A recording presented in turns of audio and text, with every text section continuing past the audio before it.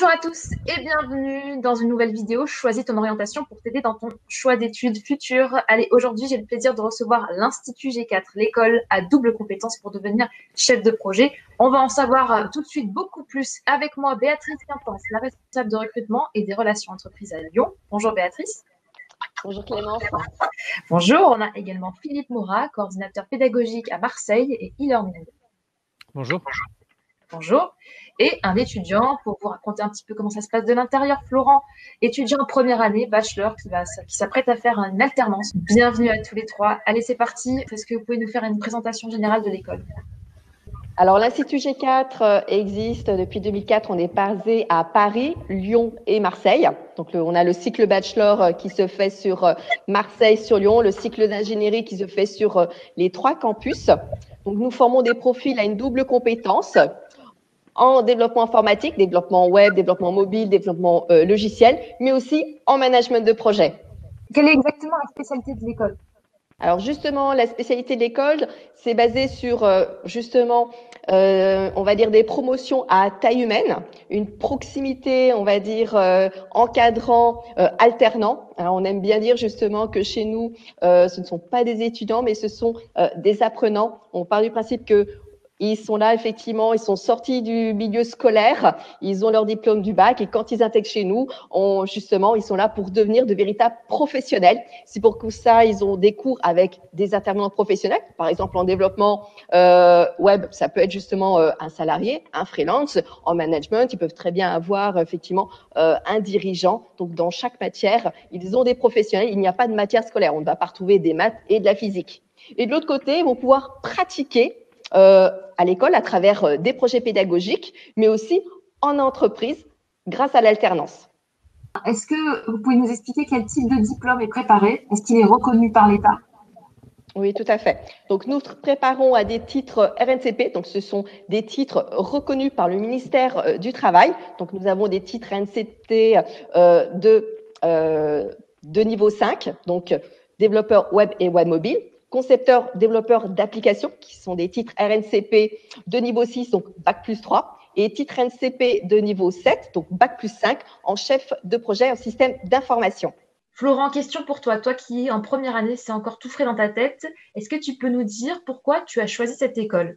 Premièrement, c'est par rapport à la double compétence, c'est ce que je recherchais, mais aussi par rapport à l'alternance. C'était les 2 critères, c'est aussi l'opportunité des emplois à la fin. C'est une école assez qui est reconnue et qui a aussi ça a été la première école à mettre en place l'alternance et notamment dès la première année de bachelor. Et pour moi, c'était assez important de pouvoir évoluer et progresser dans une entreprise. Et tu as déjà trouvé ton entreprise? Je suis en cours. On a déjà eu des cours. On a déjà eu des cours afin de retravailler le CV et de faire des recherches des recherches d'entreprise. Comment ça se passe l'alternance? Est-ce qu'on est aidé? Est-ce que vous êtes aidé à trouver une entreprise? Et aussi, quel est le rythme? Alors, pour le choix de l'alternance, oui, on est suivi. On a un des professeurs et responsable aussi qui nous aide à élaborer un nouveau CV, une lettre de motivation, à savoir ce qu'on peut mettre sur les CV pour ceux qui en ont jamais fait et pour ceux qui en ont déjà fait à le modifier. Et après, on a donc le rythme de l'alternance qui est de 1 semaine à l'école et 1 semaine en entreprise. Donc, je trouve ça très bien que ça soit des semaines complètes. Au moins, pendant toute la semaine, on est vraiment à fond dans l'entreprise. Est-ce qu'il y a des étudiants qui ne sont pas en alternance, qui sont en formation initiale? Et est-ce que c'est possible de faire son cursus sans alternance? Oui. C'était une possibilité. Mais on a quand même les 6 premiers mois, en tout cas en première année, on a les 6 premiers mois qui sont en initiale pour quand même acquérir des bases et ne pas arriver en entreprise sans rien. Donc, on a les 6 premiers mois en initiale et à partir de mi-janvier, on peut commencer en alternance. Béatrice, Philippe, pouvez-vous nous en dire un peu plus sur cette alternance? De quel contrat il s'agit? Est-ce que tout le monde obtient une alternance? Alors, pour compléter un petit peu ce que disait Florian, effectivement, donc quand on est en première année de bachelor, ils sont en temps plein jusqu'à fin janvier. Et ensuite, ils ont cette possibilité-là de basculer en alternance 1 semaine sur 2. Et aussi en deuxième année de bachelor. Et quand ils sont en cycle d'ingénierie, donc en 3e, 4e, 5e année, ils seront 4 semaines en entreprise et 2 semaines école. hein. Et comme l'a dit Florian, effectivement, ils ont énormément d'ateliers. Ça va être sur les CV, sur les lettres de motivation, utiliser à bon escient les réseaux sociaux, parce qu'aujourd'hui, effectivement, les réseaux sociaux, ce sont des armes redoutables pour être en contact direct avec les recruteurs. Mais c'est aussi, ça passe aussi comment passer des entretiens. Comment contacter un recruteur. Donc, ça va être, on va passer aussi comment par différentes étapes, différents ateliers. Donc, on leur donne vraiment une trousse à outils pour qu'ils puissent vraiment valoriser, on va dire, leurs compétences. Donc, toutes les compétences qu'ils vont acquérir effectivement à l'Institut G4 pour qu'ils puissent avoir leur entreprise. D'accord. Alors, bien sûr, il faut les utiliser, effectivement, cette trousse à outils. Plus vite ils l'utilisent, plus vite ils pourront être en alternance. Alors, il y en a effectivement, fin janvier, ils n'auront peut-être pas une alternance parce qu'ils vont appliquer cette boîte à outils, cette trousse à outils un peu plus tard. Donc, ils pourront très bien être en alternance en février, mars, avril. Il n'y a pas de souci. Ils seront une semaine sur 2 en école, une semaine sur 2, ils auront un projet d'école de toute façon. Et ensuite, effectivement, dès qu'ils ont une alternance, soit ils font un contrat d'apprentissage. Donc, pour répondre à votre question, quel type de contrat? Donc, il y a le contrat d'apprentissage qui est possible. Il y a le contrat de professionnalisation qui est également possible. Donc, c'est très intéressant parce que ça permet effectivement, on va dire, à l'étudiant d'avoir sa formation financée par un OPCO, un organisme de compétences qui finance sa formation. Et en même temps, l'étudiant se voit rémunéré sur le temps d'école et sur le temps d'entreprise. C'est très intéressant, surtout que là, sur cette année-là, depuis effectivement cet été, jusqu'à février 2021, les entreprises qui souscrivent, qui prennent effectivement un jeune en contrat d'apprentissage ou en contrat de professionnalisation, perçoivent une aide de 8 000 € quand l'étudiant est majeur. D'accord? Donc, c'est sans condition pour les entreprises qui ont moins de 250 salariés et avec condition, ils doivent respecter un quota pour les entreprises de plus de 250 salariés. D'accord, donc c'est un peu gagnant-gagnant, quoi. C'est tout à fait gagnant-gagnant. Moi, je vois même sur Lyon, on peut avoir aussi des étudiants qui, alors, l'avantage de la région Rhône-Alpes-Provence, je vais avoir aussi des étudiants qui ont une alternance en Suisse. Alors, dans ce cas-là, c'est pas le contrat pro, c'est le contrat d'apprentissage puisqu'il faut que l'entreprise soit sur le sol français. Dans ce cas-là, on appelle une convention de stage alterné. D'accord. Est-ce qu'on peut citer quelques entreprises ou quelques secteurs dans lesquels on retrouve vos alternants, vos étudiants? Alors, ça va être assez large, assez varié. On peut retrouver effectivement des ESN en fait ou des sociétés éditrices de logiciels comme Fiducial par exemple, ou des ESN effectivement comme Sully Group entre autres, CGI, ou bien des entreprises où ce ne sont ni des sociétés éditrices de logiciels, ni des ESN, mais par exemple, on va retrouver dans le développement durable, d'accord, on va retrouver aussi dans le transport, par exemple Coefeba, ou dans le domaine de la santé comme Sanofi. Donc, ça peut être aussi bien des très grosses structures que des entreprises à taille humaine. Donc, ça va être assez large. Je sais, par exemple, j'ai une première année de bachelor qui est passé en deuxième année de bachelor, qui lui avait trouvé 2 entreprises. Il a commencé son alternance dans une entreprise à taille humaine, sur Lyon même, d'accord, qui voulait justement poursuivre sa collaboration avec eux parce qu'ils en étaient extrêmement contents. Il a refusé parce qu'il avait envie de voir autre chose. Donc, il a trouvé une deuxième alternance où là, dans une plus grosse structure, où là, il est passé effectivement une entreprise à plus de 200 salariés, complètement différent. Et toujours sur Lyon, parce que son choix, c'était de rester sur Lyon. Alors, à savoir qu'on a des étudiants sur Lyon, par exemple, où il y en a qui ne sont pas forcément originaires de Lyon, qui décident de faire leur alternance proche de leur famille. Et une semaine sur 2, ils vont sur le campus de Lyon. Ok. Vous avez aussi des réseaux de partenaires, des entreprises sur lesquelles vous pouvez vous appuyer pour placer des alternants? Alors, régulièrement, effectivement, chaque année, on a des entreprises partenaires qui nous sollicitent, ou chaque année aussi, on organise un job fair alternance. Où effectivement il y a des entreprises qui viennent sur le campus faire passer les entretiens effectivement auprès de nos alternants, tout à fait. Donc ça peut effectivement arriver chaque année, les entreprises nous sollicitent, nous contactent ou nous appellent directement. D'accord. Est-ce qu'il faut avoir, parce que je vais passer maintenant au processus de recrutement pour entrer dans un de vos cursus, est-ce qu'il faut avoir une alternance en poche, par exemple, est-ce que ça peut être en tout cas un facteur favorisant pour le recrutement? C'est pas parce que vous avez une entreprise que effectivement on va vous accepter. C'est-à-dire qu'au niveau du process de recrutement, alors effectivement il y a différentes étapes. Donc déjà il faut aller sur le site www.institut-g4.fr, déposer son dossier de candidature en ligne. d'accord? Donc, dès le mois de janvier pour la rentrée, donc dès fin janvier 2021 pour rentrer à la rentrée de septembre 2021 en cycle bachelor, d'accord? Donc, une fois que vous avez votre dossier candidature, il va être étudié. Si il est accepté, on va proposer au candidat de passer un entretien, de passer des tests en ligne et de nous fournir son dossier scolaire. Donc, ça va être 3 éléments, effectivement, que nous allons regarder. Suite à ça, effectivement, alors c'est vrai qu'avec le Covid, on s'est adapté. C'est vrai que normalement, ça se fait en présentiel avec des tests tablettes. Avec le Covid, effectivement, ces tests se font en ligne et l'entretien en visio. D'accord? Donc, au bout de 48 heures, il a une réponse positive ou négative. S'il a une réponse positive, on va lui demander, effectivement, on va lui envoyer son dossier d'inscription qu'il doit retourner pour valider sa place. Parce qu'effectivement, ce sont on va dire, des promos à taille humaine. Ils ne sont pas 100 ni 200 par promotion. Ça, c'est notre volonté. Donc, on va lui demander de retourner son dossier d'inscription. D'accord. En termes de frais d'inscription, c'est 150 € de frais d'inscription. Il n'y a pas de frais de dossier. D'accord. Et il n'aura financé, on va dire, que son premier semestre. Puisque s'il souhaite être en alternance, le deuxième semestre sera financé par l'OPCO de sa future entreprise. D'accord.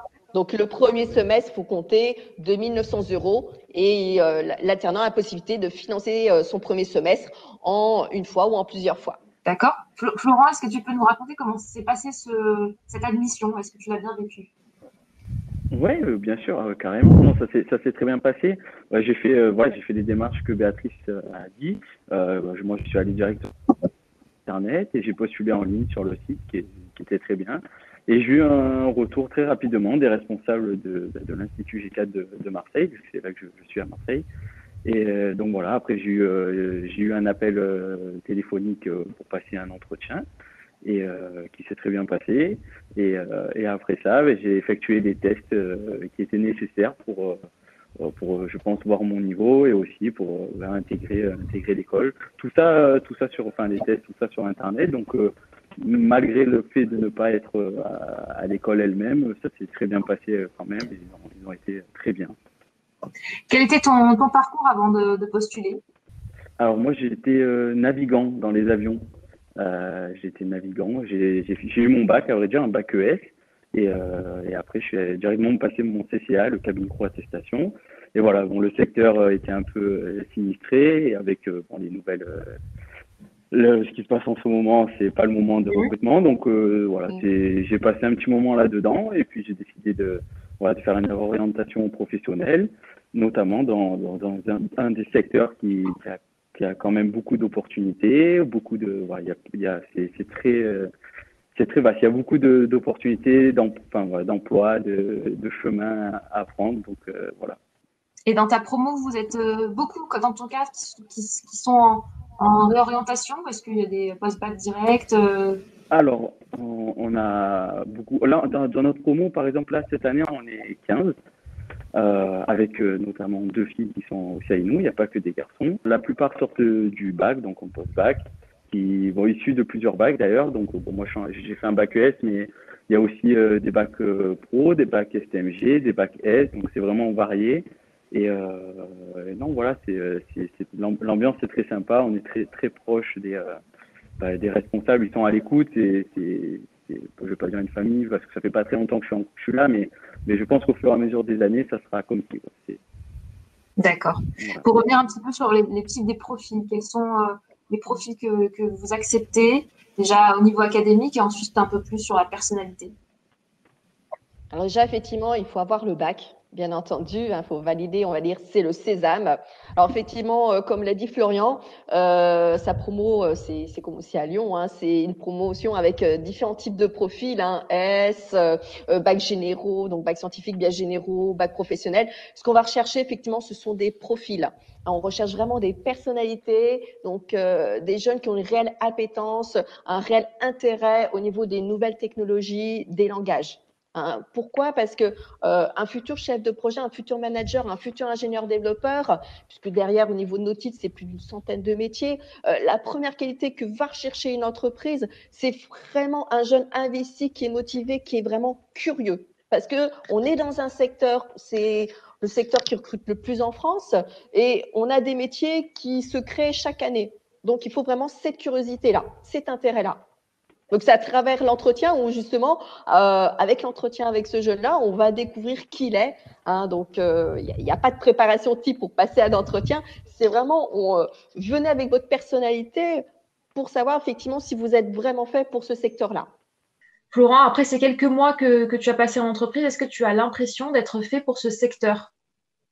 Oui, oui, bon, on a été mis directement dans le bain dès le jour de la rentrée. Donc, on a directement étudié les bases de l'informatique, mais on a aussi eu un premier projet qu'on a actuellement. Et donc, on est vraiment directement mis dedans. Et moi, c'est ce qu'il me fallait pour être sûr du choix que j'ai fait. Et pour le moment, je suis très content de ce qui se passe ici et du choix d'études que j'ai effectué. Un mot sur les programmes.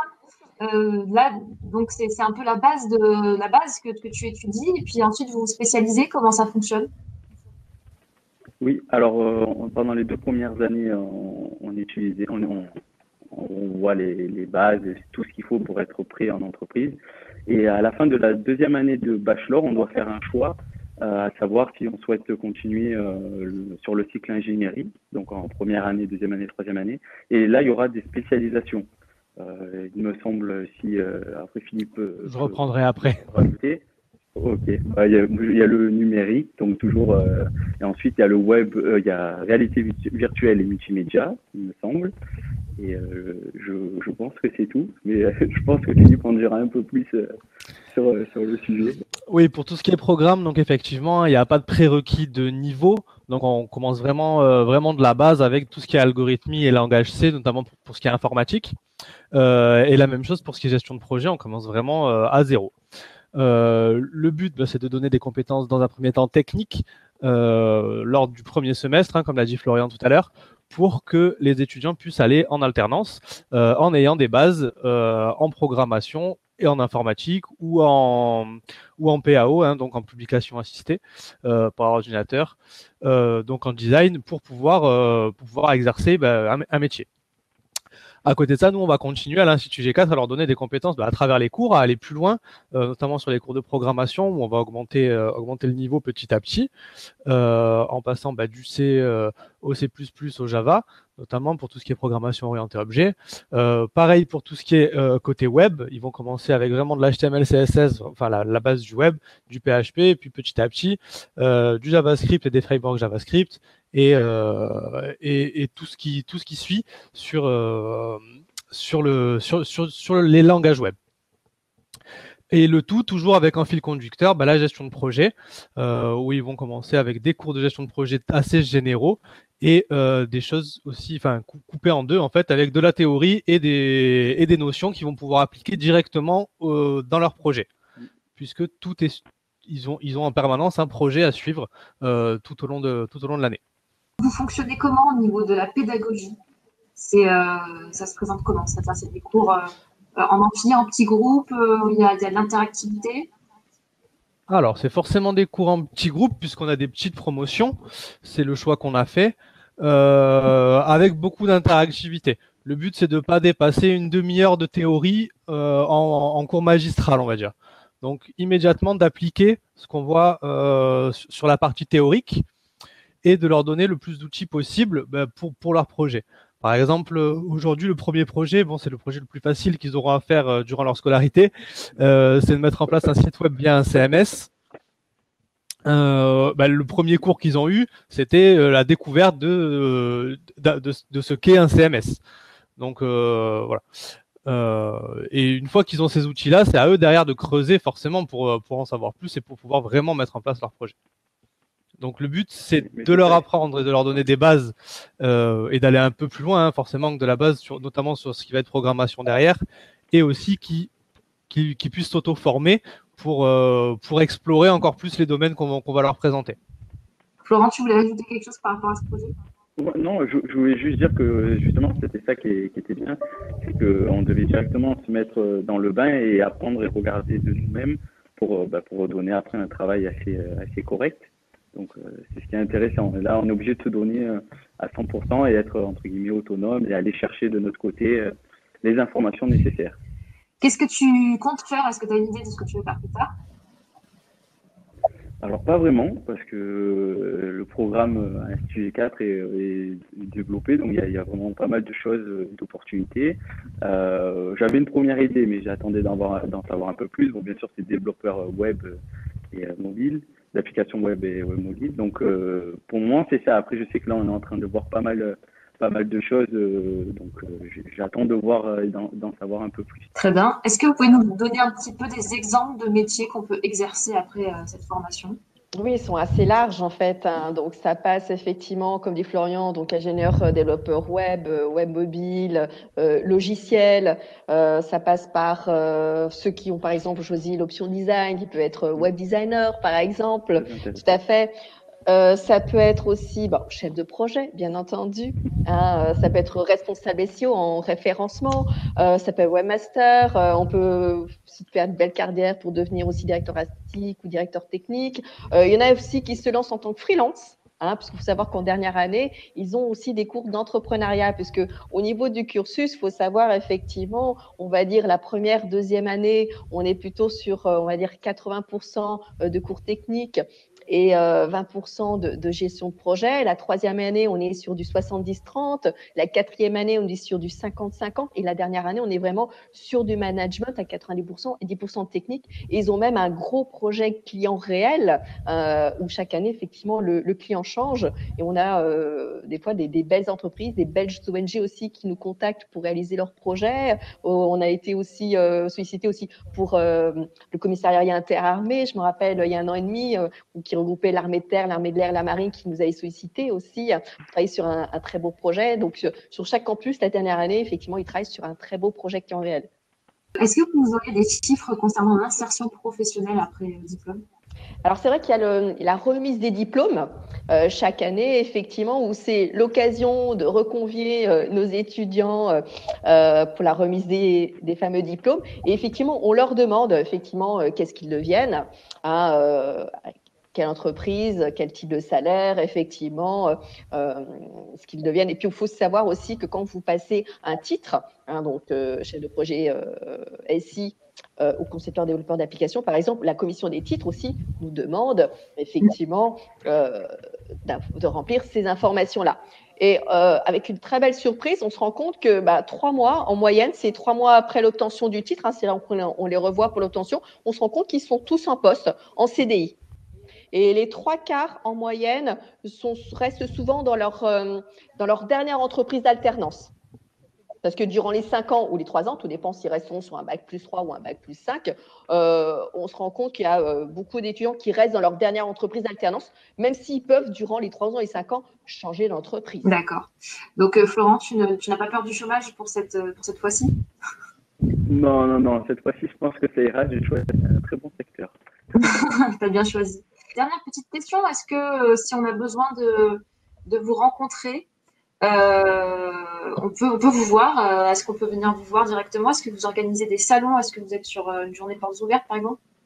Alors oui, nous organisons effectivement chaque année en décembre, janvier, mars, des journées portes ouvertes le samedi. Alors c'est vrai qu'avec la pandémie, on a dû s'adapter. L'année dernière, on en a fait même plusieurs, on va dire, en visio. Hein, où on a proposé des créneaux de rencontres en vision avec les étudiants. Donc là, c'est vrai, chaque semaine, on va dire qu'on s'adapte au fil de l'eau. Comme on s'est adapté très vite aussi avec la pandémie au niveau des cours, parce qu'on a mis en place du jour au lendemain ce qu'on fonctionnait déjà avec une plateforme d'enseignement. Donc, on a mis un système d'enseignement hybride qu'on continue cette rentrée, où on s'adapte entre le distanciel et le présentiel.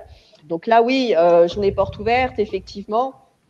Chaque année, on fait aussi le salon Sudiramo Alternance. On va aussi dans certains lycées à la rencontre des étudiants dans les lycées qui organisent des forums. Vous avez des lycées, donc à voir si votre lycée organise un forum. Donc on peut être dans ces forums-là également. Bien entendu, l'étudiant peut nous contacter, nous appeler directement, d'accord, s'il a des questions sur son orientation. C'est bien, vous êtes ouvert comme ça. Tout à fait. Ou nous envoyer un message via notre plateforme ou sur notre site.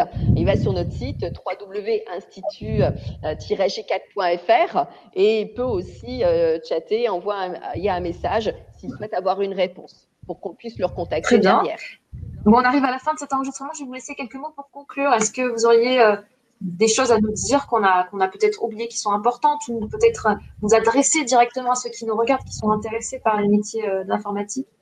Alors moi, je dirais, si vous avez le goût de l'effort, si vous vous intéressez vraiment aux nouvelles technologies, d'accord, si vous êtes curieux, d'accord, vous avez envie d'être dans un encadrement, on va dire, de proximité, hein, parce que chez nous, comme je disais, en fait, les apprenants sont proches des intervenants, qui sont des professionnels eux-mêmes. Hein, moi, je vois certains nous prennent chaque année aussi des alternants. Donc, si vous êtes vraiment curieux, n'hésitez pas, contactez-nous, hein, qu'on puisse échanger sur votre orientation et voir effectivement si vous êtes sur la bonne filière. Très bien. Florent, est-ce que vous voulez dire quelque chose? Oui, moi je dirais juste que c'est un secteur, le numérique c'est un secteur qui est en plein essor, donc il faut vraiment pas hésiter à se lancer dans le numérique et à choisir des écoles compétentes et qui proposent de l'alternance. C'est vraiment ce qui fait évoluer et progresser en étant sur le terrain. Donc c'est ce que je souhaitais dire à ceux qui recherchent une voie ou un futur travail. Merci beaucoup. Merci à tous les trois.